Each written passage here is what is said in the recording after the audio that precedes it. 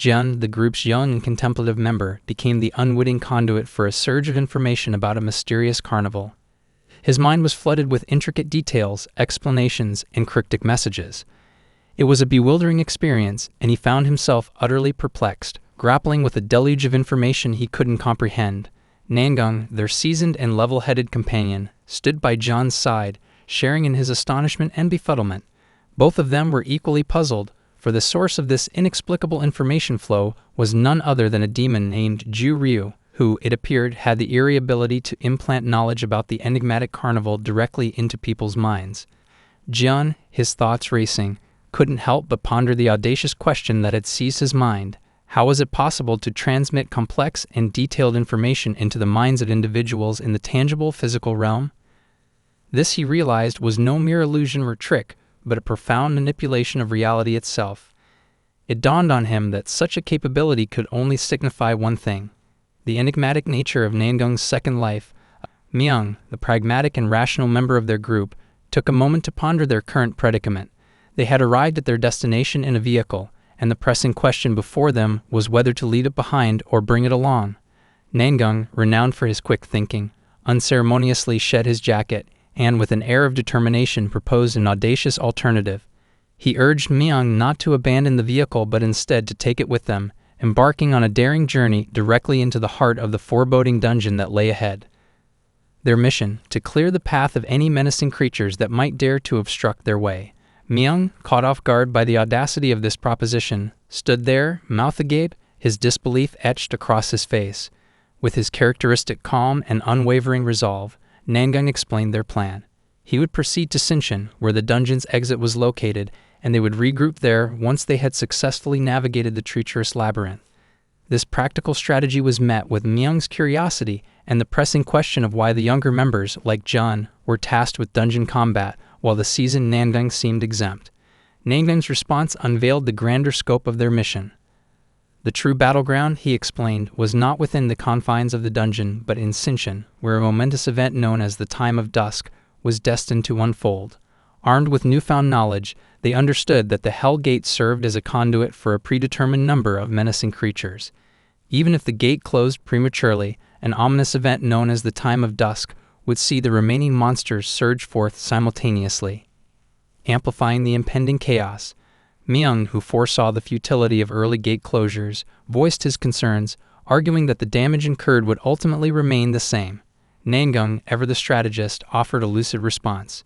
Myung's mission was to protect the people of Sinshin, where a dire forecast of countless casualties loomed. In addition to this noble responsibility, the mission held another allure: the prospect of accumulating heads and acquiring elixirs.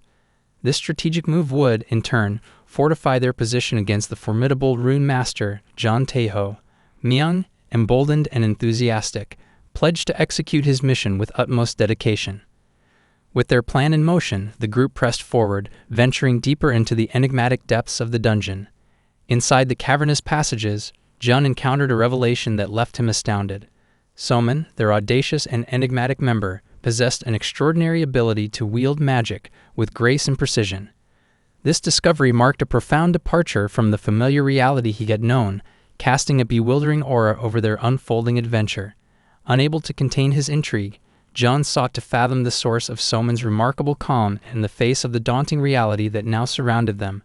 How could she navigate the presence of zombies, those harbingers of doom, with such serene composure? Soman's response was both lighthearted and illuminating, a result of exposure to zombie-themed movies and video games. These creatures, she explained, no longer held the terror they once did for younger generations.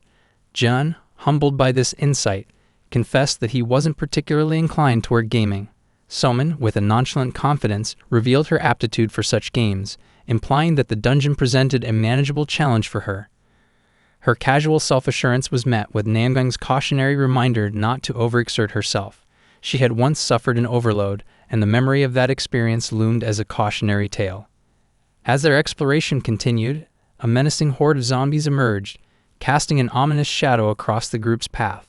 John, with steely precision and unwavering focus, exhibited an uncanny knack for headshotting the advancing undead. Namyung, marveling at John's skill, tentatively inquired if he had once harbored aspirations of becoming a professional athlete like his father.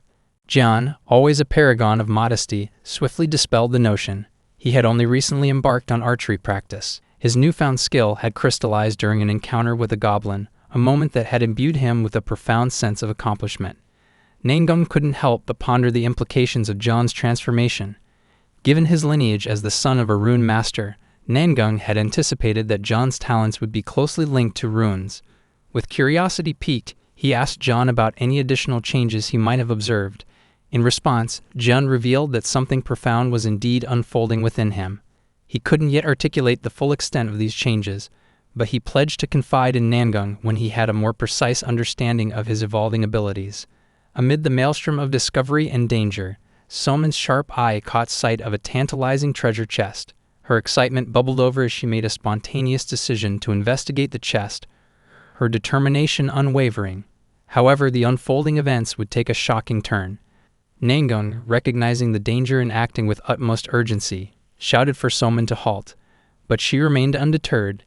Deaf to his warnings, she pressed forward, her determination overriding any misgivings. Namyung, informed by his memory of their past lives, knew that a trap lay hidden within the dungeon's recesses. In a swift, calculated move, he ordered Jian to shoot an arrow at the chest, hoping to neutralize any potential hazards. Jian, rising to the occasion with speed and precision, unleashed his arrow. The projectile soared over Soman, striking the chest with incredible force. The impact yielded an enormous explosion, filling the chamber with smoke and chaos. As the lingering smoke cleared, the group anxiously sought confirmation of Soman's fate. What they beheld was a reflection of the young woman, her visage emerging unscathed from the smoke. Her hair was ruffled, but she stood among them, safe and unharmed. Namyung, overwhelmed with relief, approached Soman, his eyes filled with gratitude. It was clear that Jian's quick thinking had saved her from a potentially catastrophic encounter. This revelation was nothing short of a chilling reminder of the perils that lurked in their path. Jian, still reeling from the close call, couldn't help but voice his shock and frustration. He argued that such vital information should have been disclosed in advance, sparing them from the precipice of disaster. Soman, ever the voice of levity and resilience, offered a casual response to the tense situation. Despite their narrow escape, she maintained her good spirits. Namyung, the pragmatic leader of their expedition, swiftly intervened to refocus their attention. He revealed that amidst the aftermath of the explosion, a valuable prize lay glistening on the chamber floor. It was no ordinary find but a golden key, a key of great significance.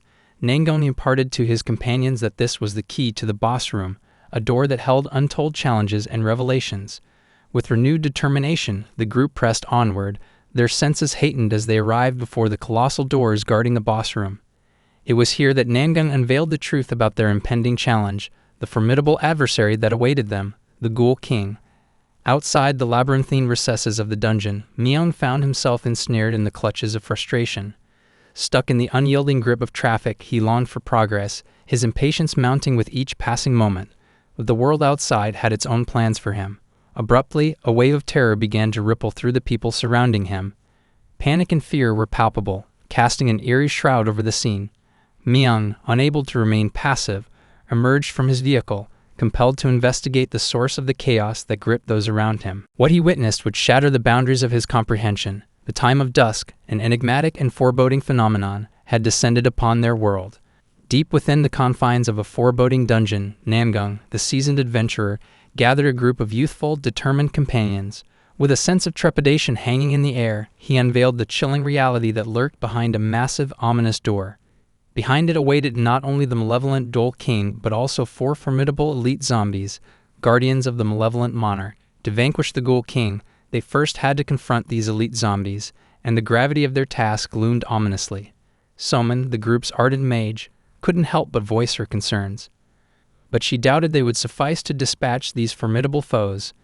In response to her uncertainty, Jian, the group's ever-confident archer, he proposed that through coordinated teamwork and sheer determination, they could systematically dismantle the zombies, one by one. However, the experienced Namyung interjected with a disheartening truth. Even if they succeeded in defeating the elite zombies individually, the Ghoul King possessed an unholy power of resurrection, capable of reviving the fallen zombies endlessly. Thus, their victories would be short-lived, and their efforts ultimately futile. Soman, ever resourceful, inquired about a mysterious item that Namyung had acquired from a demon, a potential key to their predicament. Namyung revealed the existence of Paladin Ral's pendant, a powerful artifact designed to slow down the reanimation of the zombies. While this revelation brought a glimmer of hope, their true challenge lay in preventing all 4 elite zombies from returning simultaneously. This proved to be a daunting task, leaving their path to victory shrouded in uncertainty. Meanwhile, outside the dungeon, the relentless chaos of battle unfolded. Valiant soldiers confronted menacing foes on the front lines. Their leader, in a desperate plea for assistance, engaged in a tense conversation over the phone. He implored for urgent air support to quell the relentless goblin threat. However, the voice on the other end of the line issued a disconcerting question. Were there any survivors in the vicinity? The soldiers reported that they had already conducted thorough scans with heat detectors, revealing no civilians at the summoning point. Urgency gripped the leader as he stressed the necessity of immediate action. But the voice on the phone sounded a cautionary note. Even in the absence of survivors, they cautioned that the media might find something to exploit, placing blame on the military for the city's destruction. They urged the leader to be mindful of public opinion, as if the lives of their soldiers were expendable in the face of reputation. Enraged, the leader flung the phone aside, questioning the callousness of their superiors. Amid this turmoil, a new development emerged. Soldiers on the scene alerted their captain to an approaching vehicle. The captain, perplexed by the audacity of anyone venturing into the midst of such chaos, ordered his subordinates to halt the vehicle. Little did he know that the driver was none other than Namyung, who, with a wild look in his eyes, plowed through goblins, a one-man force of chaos and determination. Back within the dungeon, the formidable boss room unveiled itself before their eyes, revealing the menacing quartet of elite zombies and the imposing Ghoul King. Namyung, his voice resolute, instructed the young heroes to prepare for the ensuing confrontation. His loyal spirit soldiers charged headlong toward the zombies, igniting the battle. Somin, with her mystical prowess, confronted one of the zombies, engaging it in a deadly dance of power. Jian, displaying unparalleled agility, deftly evaded a zombie's attack, his arrows finding their mark. As one arrow struck true, embedding itself in a zombie's head, it crumpled to the ground. In the ensuing chaos, the spirit soldiers joined the fray, making short work of another zombie. The scene shifted as Namyung seized the moment to wield Paladin Ral's pendant, dispatching the first of the elite zombies. However, their attention now focused on the remaining 3. An eerie silence hung in the air, as the Ghoul King remained curiously uninvolved. Suddenly, the Ghoul King's voice resonated through the chamber, a cryptic utterance that left John baffled. Somin, with an uncanny understanding, repeated the king's ominous directive. Come back to life. Namyung is astonished to see that Somin can understand what Ghoul King is saying, leading him to speculate that it might be due to the influence of Somin's mother, Swa, whose spirit might have intervened in her awakening. This newfound, non-elemental magical power defied explanation, yet it was the best theory they had, as Namyung had never witnessed something like this in his past life. With Sophie acting as the intermediary, she relayed the Ghoul King's unsettling words to the group. In an instant, all the zombies were resurrected, and chaos erupted. One of the reanimated zombies launched a ferocious assault on Namyung, who narrowly evaded its deadly grasp. A sense of futility washed over him. Paladin Ral's pendant alone would not suffice to break this cycle of rebirth. In a desperate gambit, Namyung produced a mirror, an unprecedented act that reflected the gravity of the situation. He implored Somin, his voice tinged with urgency, to channel her magic into the shattered pendant, a desperate plan to wipe out all the zombies in a single devastating blow. The fate of their group hinged on this pivotal moment. But before Somin could execute her magic, a zombie strike landed on Namyung, shattering the pendant. The remaining zombies, now unchecked, overwhelmed the spirit soldiers. The Ghoul King spoke once more, instilling fear in Somin, who lamented that this was the end. However, Namyung, undeterred by the chaos, held the broken pendant with a sinister resolve. His proclamation resonated with unwavering determination. This is just the beginning. Within the confines of the oppressive dungeon, the group's resolve was put to the test as the relentless onslaught of the elite zombies pressed on. Namyung, their fearless leader, found himself cornered, a broken pendant in his hand and a sense of impending doom hanging over him. With the shattered pendant as his only weapon, he flung the broken glass shards at the approaching undead. Frantically, he cried out to his daughter, Somin, urging her to unleash her formidable magic upon their foes. Somin, seizing the moment, channeled her magical energies into a devastating spell that struck true, hitting the zombies in the head. The magical onslaught was swift and deadly, dispatching all the remaining zombies in one fell swoop. The Ghoul King, the mastermind behind this gruesome encounter, watched in shock as his guardians crumbled, their power shattered. With the path now clear, Namyung strode purposefully towards the Ghoul King. But the battle was far from over. Suddenly, one last zombie, seemingly risen from the depths of despair, lunged at Namyung, aiming to disrupt his advance. Swiftly, he commanded one of his spirit soldiers to intercept the attack, a move that took the Ghoul King by surprise. The other spirit soldier, now free to act, turned its attention to the Ghoul King himself. In a display of indomitable force, the spirit soldiers brought the Ghoul King to his knees, his malevolent reign crumbling. As Namyung closed the distance to confront the vanquished Ghoul King, a startling turn of events unfolded. The Ghoul King, determined to exact one last act of malevolence, unleashed a barrage of sharp, thick bones that pierced Namyung's chest. Somin, stricken with horror, watched helplessly as her father endured the grievous wound. Outside the dungeon, the soldiers continued their relentless battle against the encroaching goblin horde. Amidst the chaos, one astute soldier recognized a figure amidst the turmoil, Myung. Myung's presence raised both questions and hope, as he was known to be a force to be reckoned with. The soldier inquired about Myung's unexpected arrival, and Myung responded with an air of enigmatic confidence, stating that he appeared when the world was in dire need of a hero. He also hinted at the impending arrival of a significant figure, a man named Captain Namyung, to whom their hopes were pinned. As the soldier made the connection, he asked whether Myung was indeed speaking of Captain Namyung. Myung confirmed this, setting the stage for a formidable confrontation. With no spare weapons at his disposal, Myung unveiled his own remarkable weapon, a blade that seemed to materialize out of thin air. The soldier, astounded by the weapon's peculiar properties, found it difficult to believe that Myung intended to take on seemingly bulletproof monsters armed with a sword. Undeterred, Myung initiated a conversation about the Hellgate and the Yaksha, drawing attention to the wealth of information crammed into the soldiers' minds. He emphasized that conventional firearms were no longer the most potent weapons in the face of these supernatural threats, placing their faith in swords instead. Myung entrusted the soldier with an ogre tonfa, encouraging him to treat the weapon as a trusted ally. They both get ready to take on the goblins together. Back in the depths of the dungeon, Somin's worry for her injured father was palpable. However, John, their archer with an air of newfound confidence, assured her that he could handle the dire situation. His transformation was nothing short of astonishing, his eyes turning a resolute shade of gold as he locked onto his target with a deadly intent. Jun chanted an incantation, an ethereal aura enveloping an arrow. With the precision of a master, he unleashed the arrow, piercing the Ghoul King's chest. The unexpected target left Namyung bewildered. He couldn't comprehend what had just transpired. Jun called upon Somin to restrain the Ghoul King's movements. Somin sensed the shift in Jun's behavior and followed his instructions, directing her magic to the Ghoul King's right shoulder. Namyung remained perplexed, struggling to understand Jun's strategic choices. He questioned why Jun had chosen to target the shoulder instead of the head, given his skill and the head's vulnerability. Jun calmly instructed Somin to fire her magic once more, but to avoid targeting the Ghoul King's head. Somin complied, but this time the Ghoul King exhibited a newfound resilience, deflecting her magical assault. Somin's shock was palpable as her confidence wavered. The Ghoul King, seizing the opportunity, charged menacingly toward her. In the nick of time, Jun unleashed another arrow, this one radiating with a brilliant aura. It pierced the Ghoul King's chest once again, sealing his fate. The Ghoul King's body disintegrated, dissolving into the floor as victory was secured. Namyung was astounded, unable to fathom how Jun had dispatched the formidable foe with ordinary arrows without the need for the pendant's power. Namyung, intrigued, queried Jun about his remarkable feat. Jun revealed a unique insight. Certain parts of a monster's body contained runes. By sequentially targeting these glowing runes, Jun could eliminate the monster's defenses and secure their downfall. However, not every rune exhibited this distinctive radiance.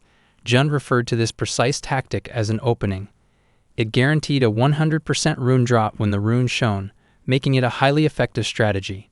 Namyung's mind whirred with possibilities, contemplating the significance of this newfound knowledge. In the midst of this revelation, Somin, concerned for her father's well-being, inquired about his condition. Namyung's mind was set on a different path, considering the potential of amassing runes and combining his skills with the rune master, Jun Taeko. With such a formidable companion by his side, he harbored the hope of unlocking a wealth of possibilities and achieving new heights of power. As if to answer his hopes, a treasure chest materialized before them. Somin's eyes sparkled with anticipation. hoping that this time the contents would prove to be the ultimate reward they had sought. With a mixture of excitement and trepidation, they opened the treasure chest, triggering a notification that proclaimed the reward batch chest had been granted. This development sent a shiver of anticipation down Namyung's spine, a whisper of destiny in the air. This was no ordinary chest, it held the promise of something extraordinary.